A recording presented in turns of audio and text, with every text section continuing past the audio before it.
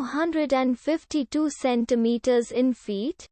First of all, we need to know the value of 1 centimeter in feet. It's always 1 centimeter equals 0.03280839895 feet.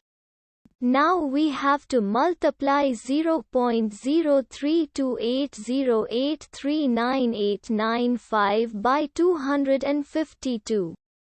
Therefore, 252 centimeters times 0.03280839895 feet equals 8.26771653554 feet.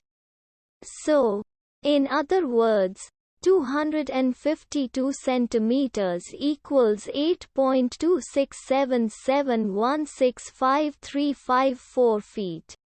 We hope you have enjoyed this video. Please like and subscribe to our channel for more videos like this.